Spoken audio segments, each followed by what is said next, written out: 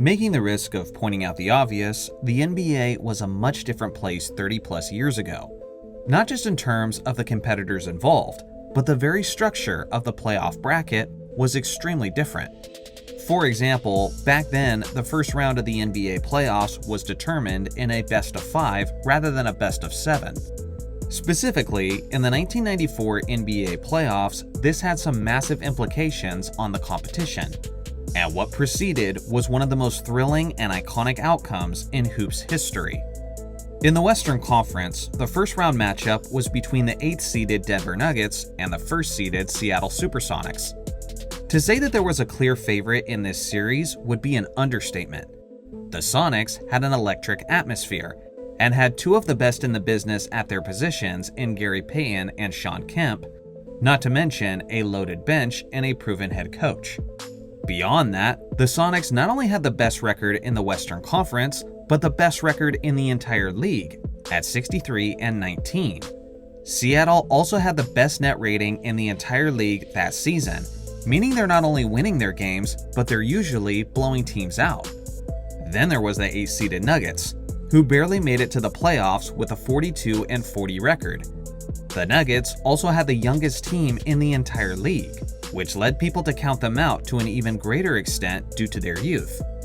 By just about every perceivable metric, this looked like it was going to be a 3-game sweep in favor of the Sonics.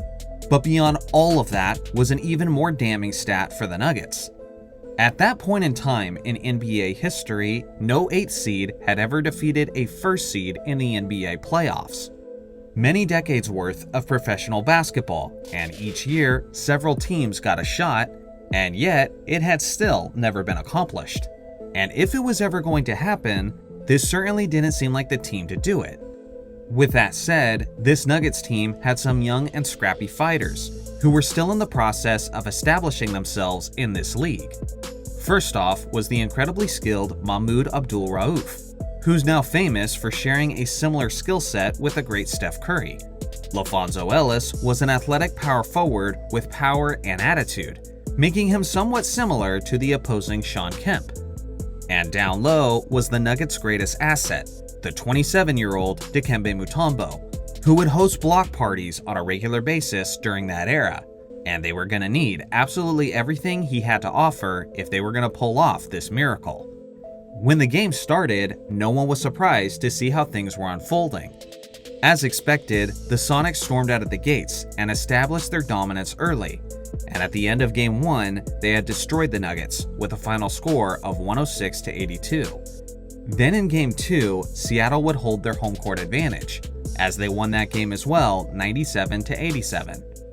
At this point, the minds of many fans were already moving on to the second round, but they were wrong to count out this spirited Denver group, as they won Games 3 and 4 in convincing fashion, thanks mainly to monstrous performances from Mount Mutombo.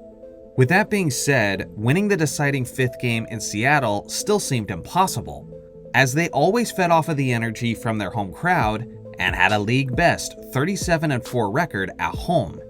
But with the opportunity to achieve history, the young Nuggets were ready for the moment.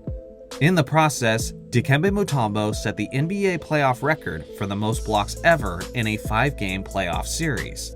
And he'll probably hold that record forever, seeing how the NBA no longer has a 5-game series in the playoffs. It was close throughout Game 5, and 48 minutes of action wouldn't be enough, as the contest went to overtime. But ultimately, in iconic and fitting fashion, the Nuggets would close it out with a clutch defensive stop, and it was no surprise who was holding the rock when the celebration commenced. This young Nuggets team was now forever cemented in the NBA history books as the first 8th seed to ever defeat a 1 seed in the NBA playoffs. Now, with most documentaries, the story usually stops here, but the truth is, this Nuggets team was far from done, and still had their eyes set on some additional history. Now in the second round, they were going up against another Western powerhouse, the Malone and Stockton Utah Jazz. Again, Denver was considered major underdogs, and although they had their exciting Cinderella story, people assumed this was where reality would set in, and it certainly appeared that way at first. Although Denver was competitive, Utah won the first 2 games in their building, and then stole Game 3 in Denver in a 2-point victory. The Nuggets were now facing the worst hole in NBA basketball, the 0-3 deficit. This was a daunting mountain that even they had never climbed. As a matter of fact, no one had ever overcome that. This wasn't an ordinary team though. This was the 1994 Denver Nuggets, who always believed in themselves and who would never quit regardless of the opposition and the task. With their backs against the wall in a do-or-die situation, they won Game 4 in a 1-point victory. Then back in Utah, after 2 overtimes and an absolute classic, they won Game 5. Then in Game 6, they won yet again, as Utah missed their final shot that they had to have. Through the 6 games, Mutombo was averaging a jaw-dropping 6 blocks per game, and was in the process of setting the NBA record for the most total blocks in any playoff series in NBA history, meaning he broke 2 separate blocks records in back-to-back playoff rounds, 2 records that he still holds to this very day. With these 2 teams heading into a 7th game, the vibe was starting to shift, and now more people were assuming that the Nuggets would become the first and only team in NBA history to achieve the 3-0 comeback. After all, why not? They already achieved history and seemed like a team of destiny up until this point. But finally, they were met with a challenge that was just too big to overcome, as the oldest team in the league, the Utah Jazz, showed their experience over the youngest team in the league. In their own building, Utah closed out an epic series with a 91-81 victory. And slowly, through the passage of time, people have forgotten that this Denver group nearly completed the 2 greatest comebacks in playoff history in back-to-back playoff rounds. I know basically everything in the NBA is measured through the lens of championship success, but regardless, I think it takes a pretty damn special team to achieve what the Nuggets did in the 1994 NBA season. So what do you guys think?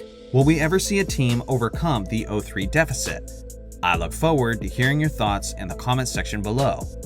Shout out to the members for keeping this channel going, and thanks for watching as always. Make sure to like and subscribe for more basketball content, and I'll see you guys in the next video.